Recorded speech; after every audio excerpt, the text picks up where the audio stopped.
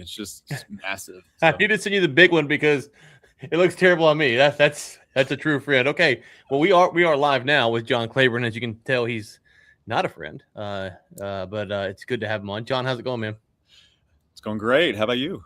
I should have worn my Texas Tech hat because you're out there in Lubbock, so I wouldn't. I wasn't even thinking. I I can be a wasn't even. Padres fan today. Okay, I'll take that. I'll take that. So, okay, give everyone a quick introduction of who you are, what you do, and we'll hop into it. Yeah. So again, John Claborn, appreciate you having me on. Frontier Business Design is my business, and I help blue collar companies with their operations. So I will come in, and typically I like to work with owners who are where the business is fully dependent on them. They're responsible for estimating, invoicing, scheduling, all the things, and I like to help remove themselves from that bottleneck so that they can sell and develop the business and actually be the founder and the CEO. And so I've been a COO for over a decade, came out of the landscaping world, COO of a company over here in Lubbock, and moved into this in January. So it's fairly fresh, but I love COOs, and I talk about the COO collective from time to time. I just have a heart for the number twos and the number threes. And so, that's a little bit about who I am. Okay, so I think we're texting this morning or yesterday. I'm like, I don't talk to COOs a lot. I talk to CEOs, owners, and obviously people who work with them. How many owners are aware that their COO has a problem? That's a great question. And if I had to put a number on it, because I am a numbers person, I would probably say 25% are aware. I would say fewer than that are aware of the depth of issues that COOs experience. It's what I mean by issues is I had a conversation with the guy yesterday. He's a $30 million COO, and his CEO doesn't live here in Lubbock. He lives out of state, but we talked for 30 minutes, and he probably identified about 10 different problems that he has nobody to go to, nobody to talk to. He can't give it to the CEO because he's supposed to insulate the CEO from those problems. He can't take it to his team because that's not great leadership. And so he has to take it to his wife. And so I actually think it's a very small number of CEOs and founders and owners that understand kind of the depth of what COOs have to face. Yeah, 25% is a lot higher than I would have thought. Like that seems. Yeah. I mean, in my experience, I was just onboarding my VA before this call, and I'm like, okay, I want you to do this and this and this, and this thing over here. And then I was like 14 times like, listen, you don't got to do this today. I'm all excited. This is what I've got going on. Mm-hmm. You don't got to do this today. And so I think when you're at the top, for the top of the pyramid, you kind of look down and see the whole pyramid, right? Mm-hmm. But if you're not at the top of the pyramid, you can't see the whole pyramid. And of course, the CEO's right there, so they can see a lot. But still, they're not there, and they don't have that executive authority, depending on the organization, to fix all the problems. Or maybe they do from the CEO's perspective, but the CEO hasn't told them that they do. And so they can get caught in the spot to where they're not really sure what to do, and they don't want to bug the boss, but that's probably what the boss has trained them to do by not telling them, here's how you solve it. At least on some of the smaller organizations I've seen, like how the authorities passed out isn't really that clear. Do you see that a lot? Yeah, and that's one of my pillars. So clarity is number one. Alignment is number two. Alignment starts with if you're familiar with EOS, it's the visionary integrator relationship. So an integrator is not the same thing as a COO. So if we're talking CEO COO relationship, there's got to be alignment between those two. Of the CEO has to let the COO know what he has autonomy over and who he has authority over and what. Because from my experience, a lot of times the CEO has a great heart. They're a great business person. They're a great visionary, but they don't realize that a COO needs to verbally hear, you have authority over this. They need to know you've got authority over this person, over these outcomes. And if a COO doesn't hear that, then if they're people like me, they're not just going to step in and take charge and do things if they don't have that implicit and explicit authority from the CEO. And it doesn't matter how long they've been there. If they've got a relationship where a COO can, he can overstep when he needs to, then that's great. But a lot of people, if they're wired like me, I need somebody to tell me, here's exactly what I need you to do. Here's the expectation. Here's the outcome I need you to go produce. And I'm going to go do that. But if I'm not told those specific things, then it's hard for me to step in where the CEO wants me to. Okay. So you feel free to push back on me for mistakes I made, if you disagreed. Like, I don't manage. I got the VA coming on. I don't manage employees anymore. So I'm kind of looking back. The advice I'd give to owners might be different than what I did. So this is you tell me. I used to tell employees that if I ask you for something at 10:47 a.m., I need it at 10:47 a.m. But if I ask you for something tomorrow morning, you have until 11:59 a.m. And then you Mhm. can prioritize how you do stuff. And if either of those two things I ask you, I've given you conflicting data, like I've already asked you for something at 10:37 a.m. and I forgot about it, you have the right to tell me, hey, I can't get this done, or ask me how to get this done. Is that a good way to handle passing out authority, or a bad way to handle it? I mean, the answer is it depends. Okay. Always, every single answer is it depends. And a we, lot of we can wrap the podcast up there. It it's depends, over. people. It depends. Yeah, but the reason I say that is because I think a lot of it has to do with the personality of the person. And there's emotional intelligence, there's strengths, there's Enneagram, whatever your thing of choice is. It's going to say one person is different from another person. And so, again, somebody like me, if you tell me I need something done tomorrow morning, I'm going to get that done by 8:01 a.m. because I'm thinking about it. I just want it done. But there are other people who they're going to take, I call it flexibility within the rigidity. You have a very rigid timeline of by the end of tomorrow morning, but there's flexibility within that. And there's a lot of people who operate really well within that flexibility as long as they're given a rigid boundary. And so, it's not the ideal answer, but I think it really just does depend on the person. Is you could have, let's just say you have two executive directors, and one is an extrovert, one's an introvert. They think totally differently. You can't give them the same boundary and expect excellent performance from both of them. Now, you can, and maybe you get it, but you just have to be aware that this person operates completely different from this person. And COOs operate, one COO operates completely different from another. And so, I don't know if that's a great answer, but that's how I would answer it. Well, what I would say there is, I think you're highlighting the problem with leadership management books is that they are kind of, hey, here is 1, 2, 3, 4, as if we're all robots, and we're not. Right. Mm-hmm. And so a lot of times it's been my experience where, whether you like the way I did it or not, I'm happy to hear criticisms. But it was the best way for me to do it. Now, is there a better way for me to do it? Maybe someone can show me that. Absolutely. And I think sometimes we've gotten, and I don't know, man, I've believed this for a while. We will hear of how Steve Jobs did it or how Bill Gates did it. Remember when Zuckerberg used to wear the same outfit all the time because Steve Jobs did? I'm sorry. That is like the stupidest thing ever. If your decision fatigue is what color shirt and shorts you wear in the morning, then I'm sorry. You shouldn't be running anything. And Steve Jobs' decision fatigue wasn't that. He might have said that, but I bet he didn't really buy that. I don't think Zuckerberg did either. That one decision over what shirt to wear didn't matter. Yeah. But that kind of stuff trickles into people like me and you because they're way more successful than us, obviously. So people are like, oh, I got to wear the same shirt and same hat and same clothes. And obviously that's kind of gone now a little bit. But there are best practices, I would say. But we've kind of bought into it's almost like machine shop, like, okay, this is how you do it, and that's just not how humans are. And so I don't know how you thread that, because you don't be like it's anything goes. You got to have some boundaries, but there's a lot more gray in there than there is like it has to be done this way, at least the way I see it. Maybe I'm wrong. Push back if you disagree. No, it's funny you mentioned that. I'll get personal for a second. So my wife and I, we host a dinner group at our house, and we've been doing it. We're in our third year.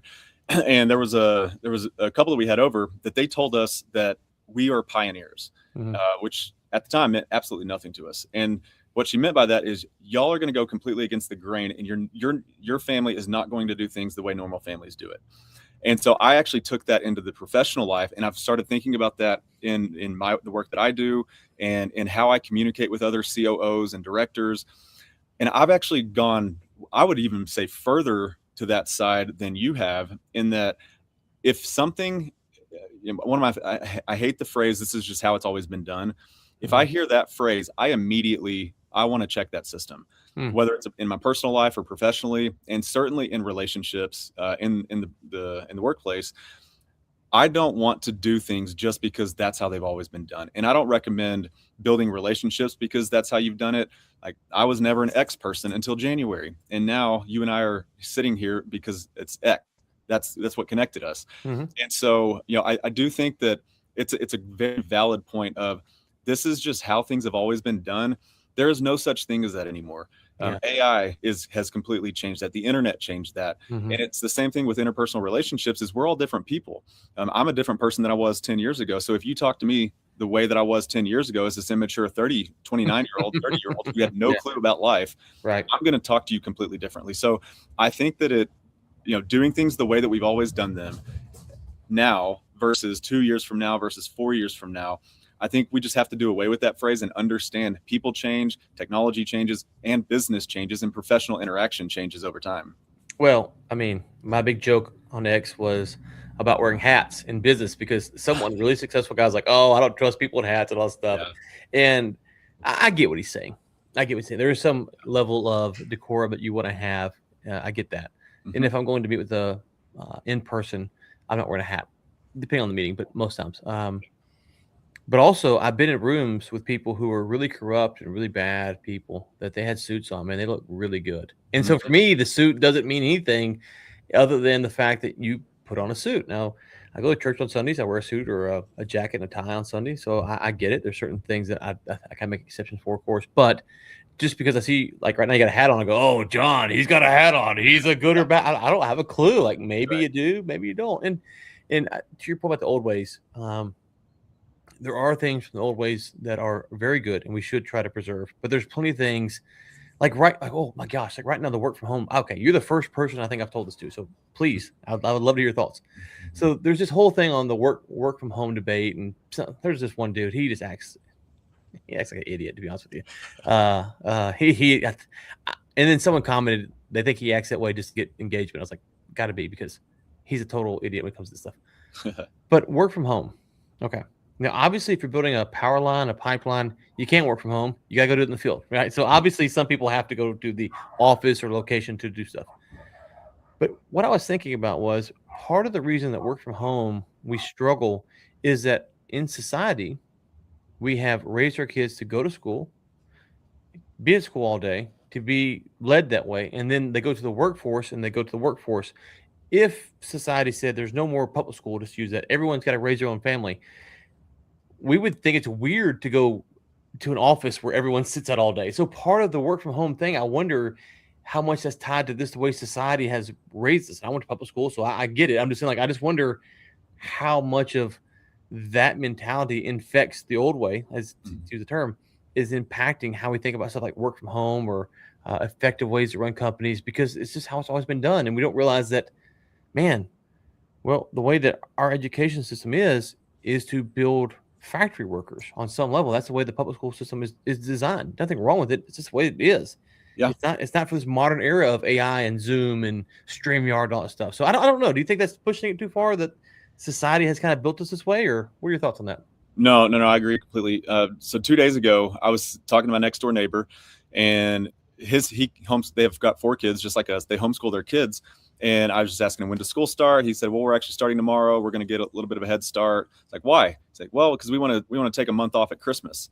And so it led into a conversation about homeschool versus our kids are in public school, in the neighborhood public school. And I just asked him, I was like, how much more work could your kids get done in an 8-hour day than ours could, at being in a building, in a facility? And he said, we work 4 hours a day, and we go through the exact same material that y'all do at your school. And they go to school 4 hours a day. And it's because they're not walking in between classes. They're not wasting time. They're not spending all this time doing things that are completely unproductive, forcing them, like when they finish an assignment, sitting there for 15 minutes in a classroom. And I'm not anti-public school. I'm not anti-school or anything like that. But it really made me think about working from home. And I went from an office setting for my entire life up until recently. All I do is work from home now. I get so much more done between the hours of 5, 8, well, probably 6 a.m. and noon than I ever did over a full probably 2 or 3 days in an office just because of the distractions and the interruptions. And so like everything, it depends. It depends on who you are. Some people aren't cut out for working from home. But for me, I think working from home, if you are disciplined to get the work done, it can be so much more impactful on your family life, on your personal life, mental health in a lot of ways. You could go the opposite direction too.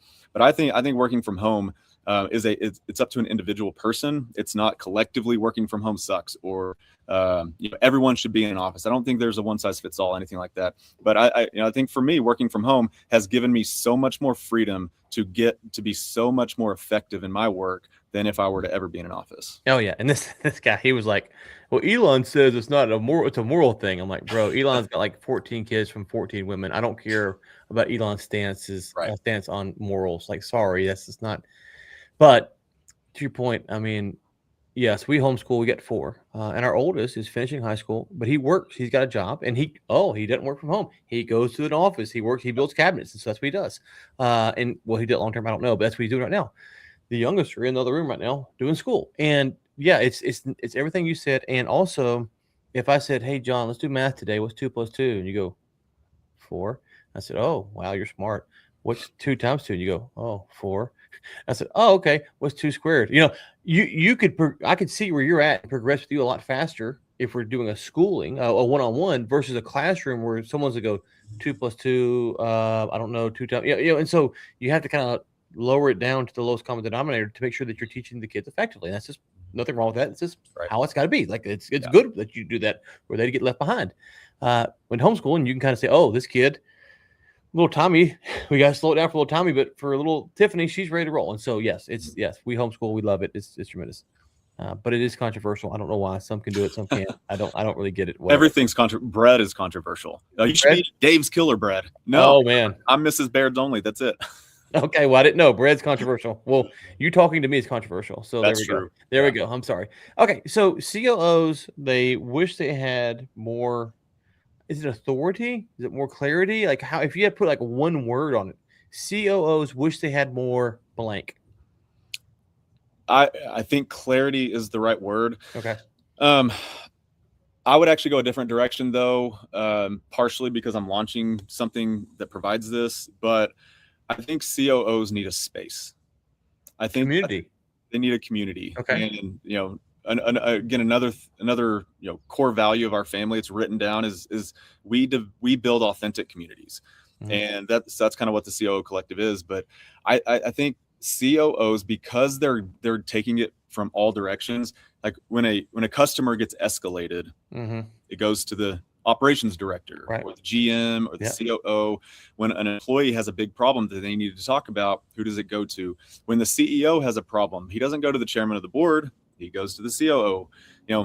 Not all the time, but in a lot of ways, that the COO is the one who just takes it from all sides. I call COOs the glue of the organization, because what we do is we have this really thick and thin skin. We get bothered by stuff, but we can't really show it because that's not part of our role. And so that's where I would say you need a space. You need a community to be able to say that I'm really struggling here. I don't know how to handle it.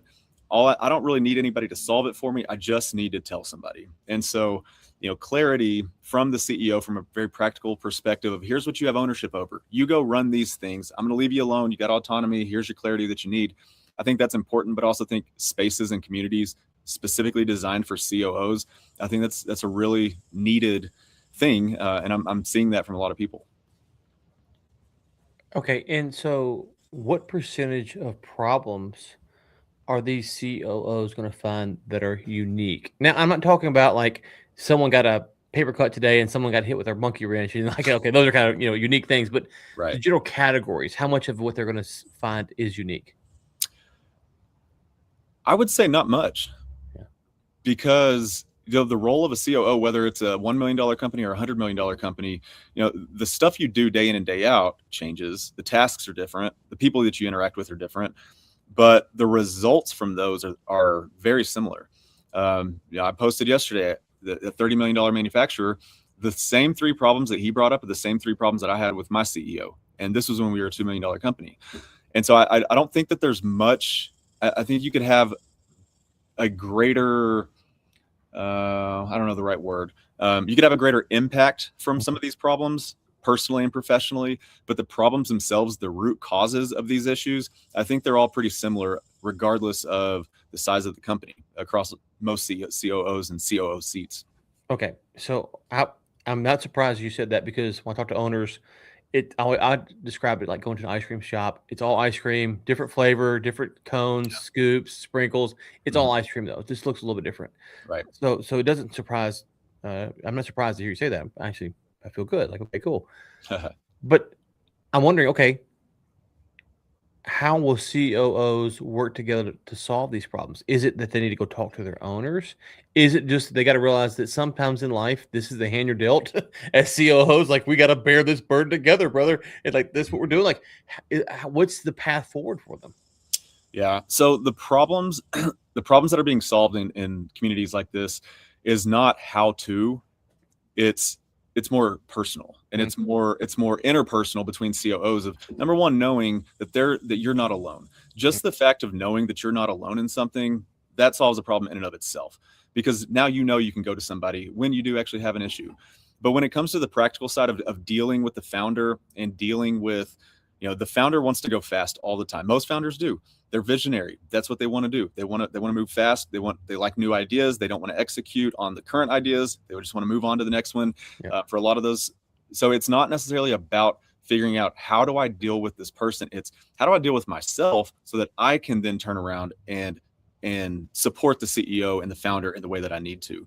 So it's less about problem solving and more about this interpersonal connection of just knowing I've got other people who have a shared experience with me. This person said, I have the same thing going on. Here's what I did. And so it's less problem solving, more shared experiences. And those shared experiences, they can solve a lot of the problems on their own, because it says, oh yeah, I never thought to do something like that. The way that I would normally handle this is X. Well, you just told me I can handle it Y.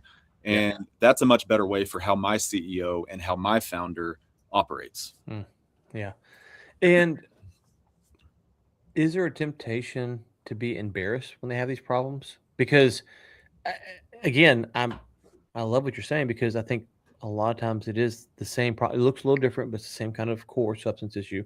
But I'm successful. I'm a CEO of a $30 million company. Is it hard to admit that I have these problems? Absolutely, because I'm the moderator. I created this thing, and I'm the moderator. I am the, in terms of revenue size of companies, I'm the smallest by at least half. Yeah. I mean, I've looked at the applications. I think the smallest company is like $18 million, and I was at 4 million. And so imposter syndrome for me, someone like me, is I'm creating this thing for $10 million COOs. I've never been one. I have no clue how to talk to you. But the funny thing is every single one is a human who has human elements, human interactions. They're not any smarter than, well, some of them are, but they're not, I'm smarter than some of them. I'm more successful in terms of, my marriage than some of them. It's not a comparison game. I say all that to say, yes, there are certainly ways that you can be embarrassed bringing up your problems, but that's the space for it, because I make everybody sign a contract. Anything that is said in this room, if it ever leaves, you're immediately banned from the group and you can't ever rejoin. So there's, we're sworn to secrecy of, when you present your problem, it will stay here. We will help you and we will walk you through it. We are your brothers in the COO world, which that's, this is the least corporate terminology that you're ever going to hear. Like, we're brothers in the COO world. But what that's done is it's allowed people to come to it with open hands and completely authentic mindsets of, I'm going to go in there, I'm going to tell them everything, because I know what I'm dealing with is going to impact somebody, and I know they're dealing with stuff just as bad as I am in some form or fashion. And that's what I want. I want people to come in there and just give us, here's everything I'm dealing with. I need you guys to support me in this. Okay. Well, listen, I knew you're popular. You knew a lot of people, but I didn't know you knew Bill Clinton, but he's watching. So yeah, I see that. I mean, like, bro, like, I didn't know. I didn't know you could. I didn't know you had that kind of clout. My bad. I'll have to look through Notion to see if I've had a virtual coffee with him. So. Well, it's good to have you, Bill. Yeah. So secrecy. How do you keep a COO, or how do you advise them, maybe, if there's thinking, you know what, my founder doesn't understand my yeah, okay, yeah. So We got Bill and BB now. So yeah, we're popular. How do you advise a COO to know whether or not their founder is really that different? Like versus, hey, if you leave this job, you go to that job, you're gonna have this same issue. How do you like work them through that? Because I can see them like if they're frustrated, they're really emotional, and then you're like, actually, this is the same wherever you go, like, or maybe it's not. Well, so at the level that these COOs are at, most of them already realize that, because this is not their first rodeo. You know, most of them have not grown with the company since its inception. If they had, they'd be a co-founder. Okay. Co-founder and COO are certainly different. So the COOs of 10 million plus companies, they've been a COO before, and so they've been around 2 or 3 or 4 or 5 different CEOs and founders. They know that each one has their own unique personality and just the way that they do business, but there's also a lot of similarities. Otherwise, a $20 million founder wouldn't take it to 20 million if he didn't have a lot of the same aspects that other $20 million founders have. And so I think they have the maturity, and there's an age limit. I'm not going to allow a 23-year-old COO of a company who just doesn't have any of that life experience. I'm not going to allow them in. So a lot of these guys, they and girls, if there's some females that want to apply, I'd certainly welcome them into the group. But a lot of these people just have the professional maturity and the life experience to know this is, number one, this is just how founders are going to be. And two, even within that, founders are awesome. I love working with founders too. They inspire me and they motivate me, but they're just very different from COOs and the way that we're wired.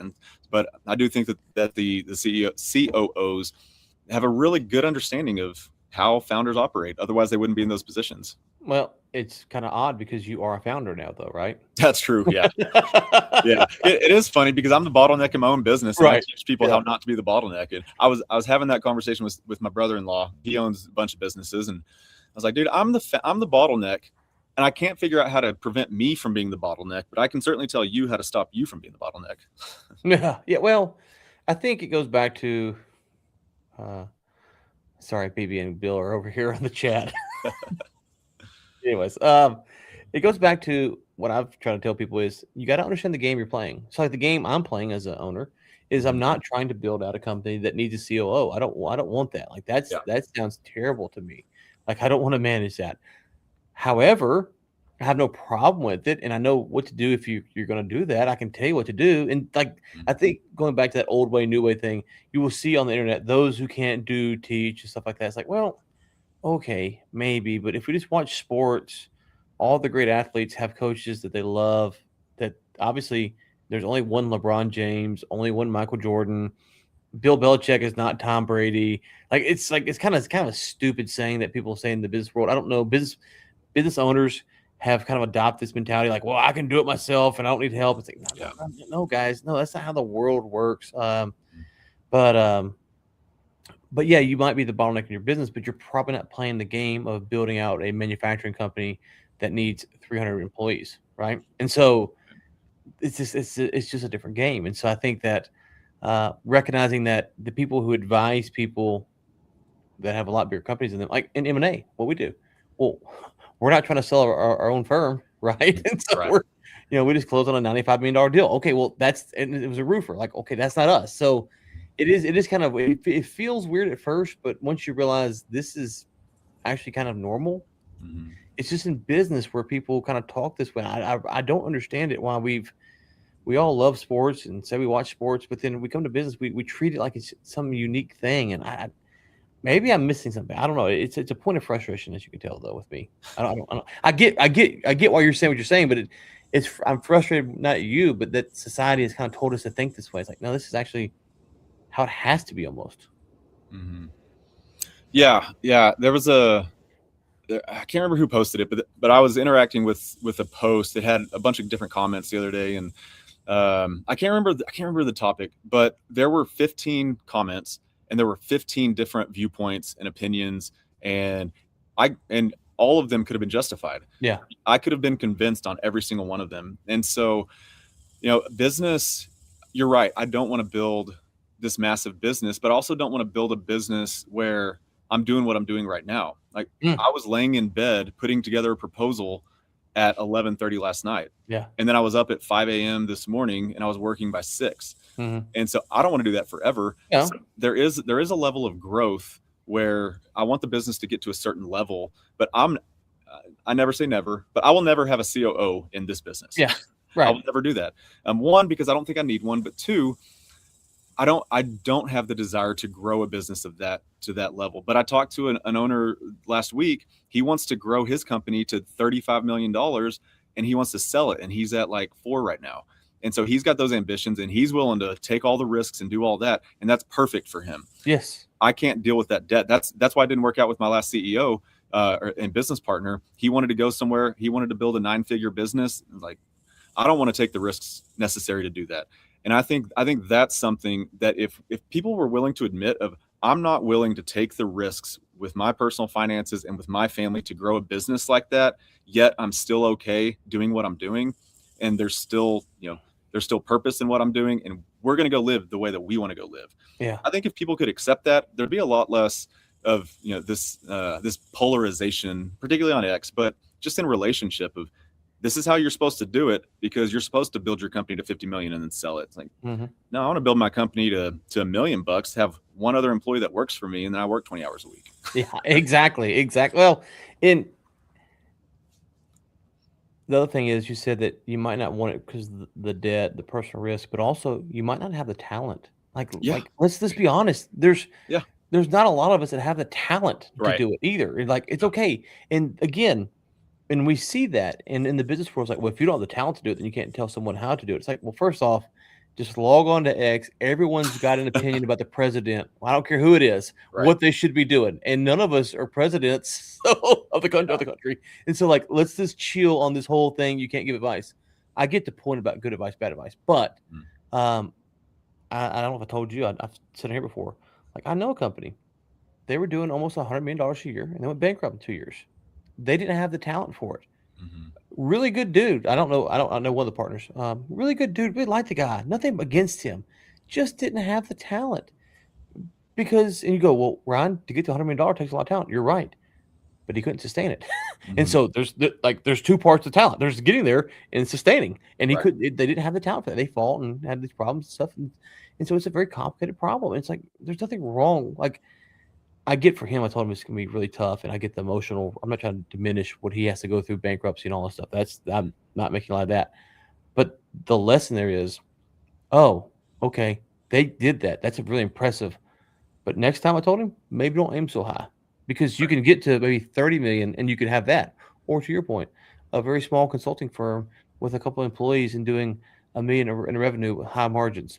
And what's wrong with that? Like, there's no shame in all this stuff. And what I've seen, which might tie into the problem the CEOs have, is a lot of owners, because they don't know what game they're playing, they don't really build a company that's worth what they want to be worth when they exit. And so then they don't have a COO or they don't have maybe SOPs. They don't have this stuff. And then all of a sudden, you need to get to probably, depending on your age and where you're at, 15 million, depending on debt, all that stuff, kind of 15 is kind of what I say, 15 million to be able to exit and retire if you want to. Well, they don't build a company worth 15. Could everyone do it? No, but a lot more people could build to 15 than 100, right? And so it's like they just don't pause and go, what is the game I'm playing? You've already said on this show, unless you change your mind, you're not building one that you're going to sell for a lot of money based upon what you just described. Maybe you can sell it for a little bit, but not for a lot of money. That's fine. Nothing wrong with that. I'm not either, by the way. I'm not building something I want to sell. The recognition that you're not doing that makes you play and do stuff a lot differently. And I think that's the kind of honesty that as business owners or even CEOs, but business owners to their CEOs, they need to have, hey, Bob, this is the game we're playing. I need you to go execute on this because this is what we're trying to get to. And for some reason in society on the M&A side, it seems that we've trained owners not to talk about their exit until it's too late. I say it's too late. It's too late to actually bring their staff in.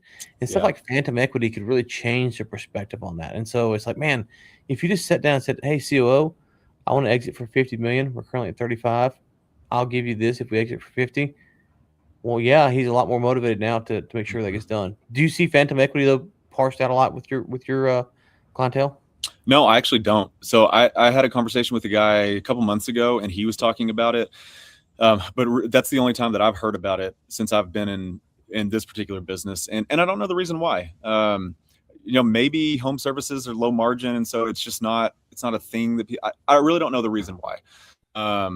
But I've heard that concept, and I love the idea of it, and I love the concept. The execution of it, though, I think it takes a really unique kind of personality to be able to pull something like that off. It's kind of like pay for performance. If you can implement pay for performance in your service business, where you're not just paying out hourly, but your best crew members are making the most money because you're paying them for good performance. I think if it's somebody who can implement something like that, then phantom equity, I think it's a great idea. But yeah, I mean, to the previous point about, the talent that it takes to build up to a certain company. There's a guy, he's 6 years older than me. He sold his trucking company for like $250 million a few years ago. He bought it back, sold it for like 600 million a few years later.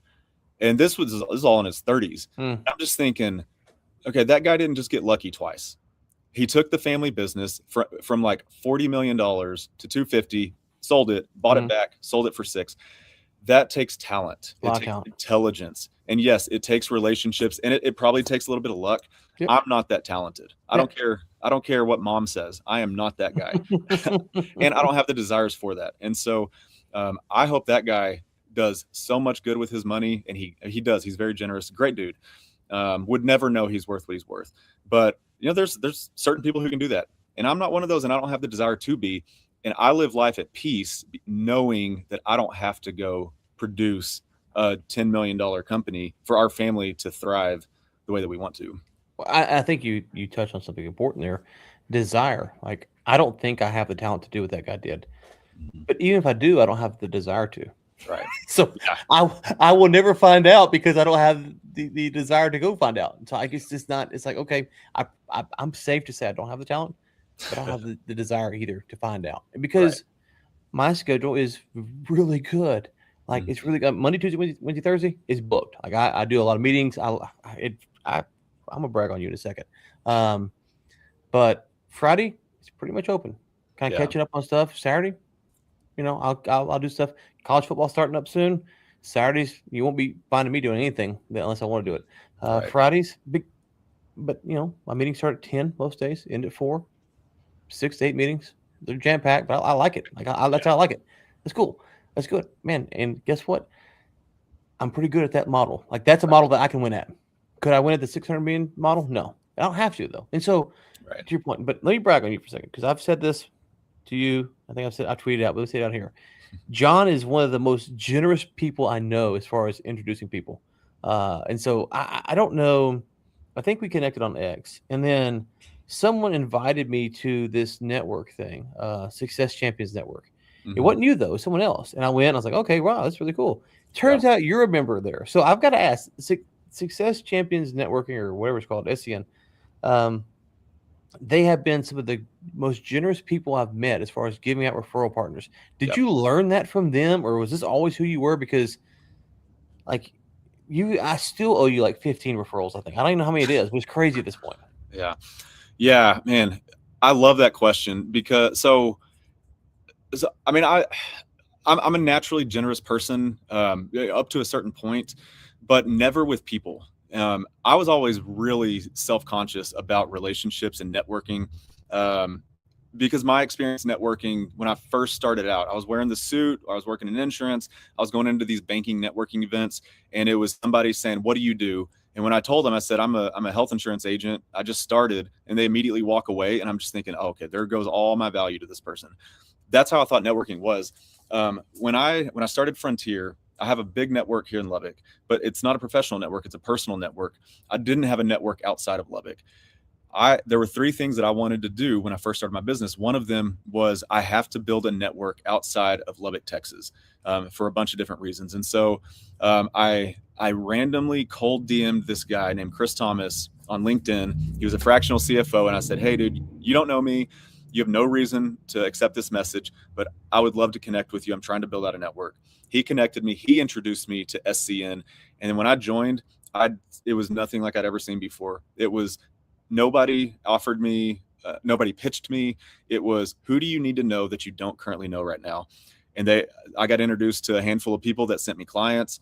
And that was when I figured it's the culture of this particular networking group that is different from everything else. It's not, and the premise is, we're not going to take you to the people we're not going to take you to where your clients are. We're going to take you to where the people that work with your clients are.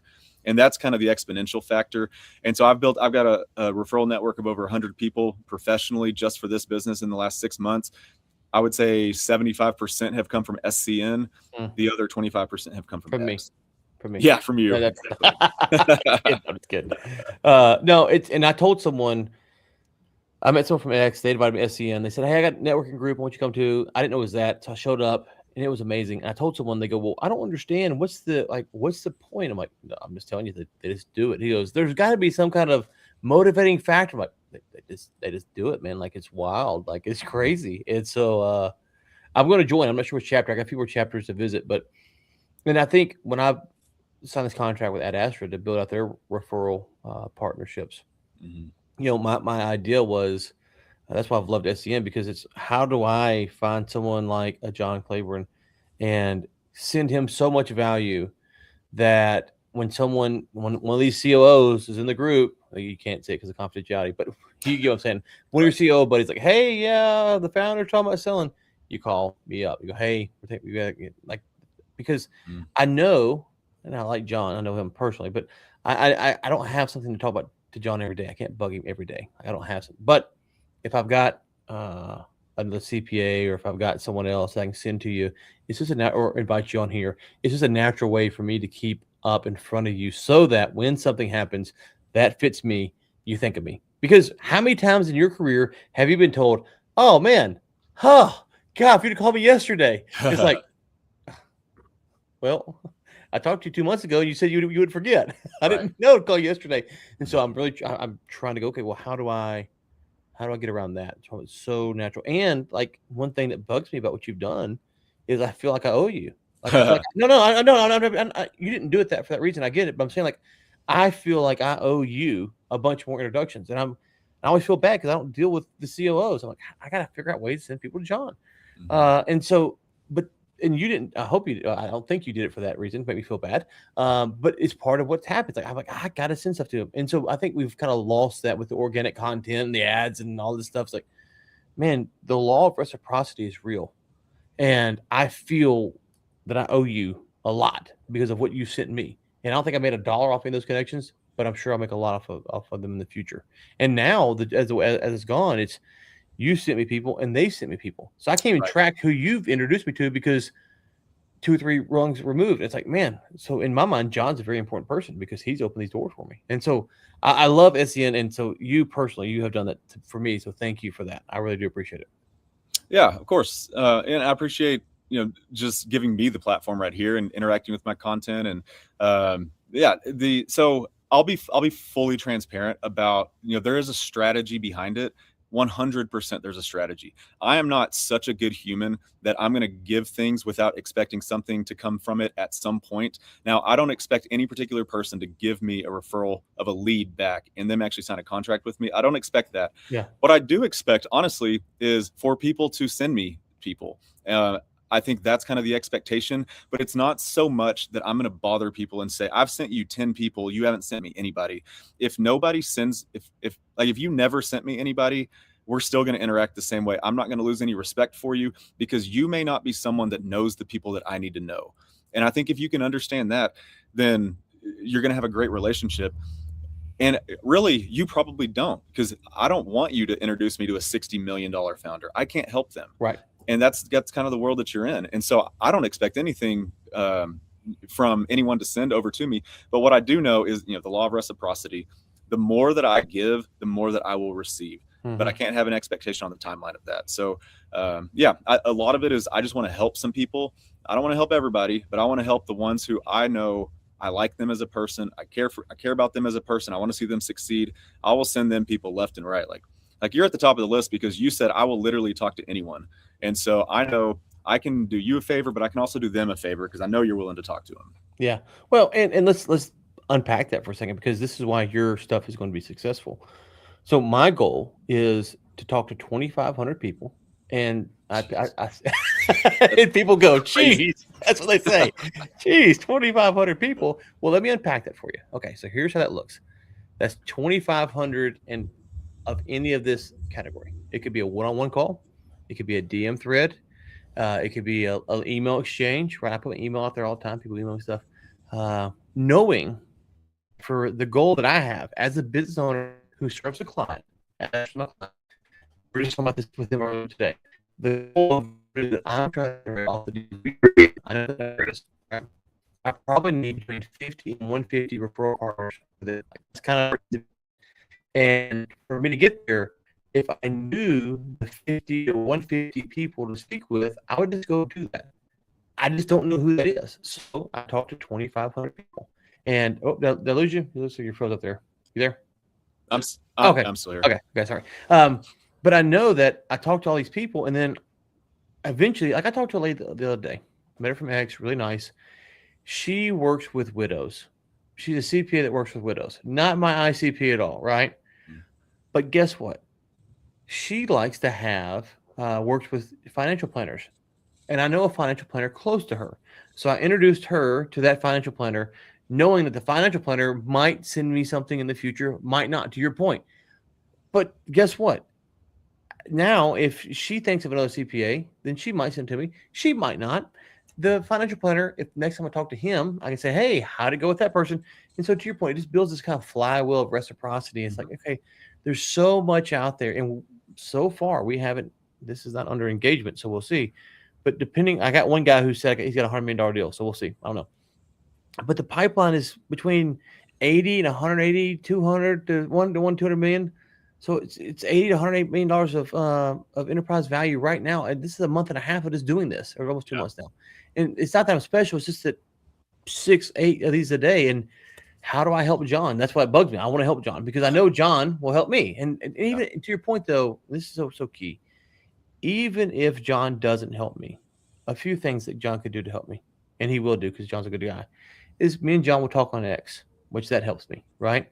John might reference that to someone else. Oh, Ryan introduced me to this guy or something like that. And so just, I think we've kind of gotten to this point in society. It's like, well, I got to track this metric and I've got to put it here and I got to check this box. It's like, man, they're important. But at the end of the day, I know that if I do this work, it just works. It just can't not work.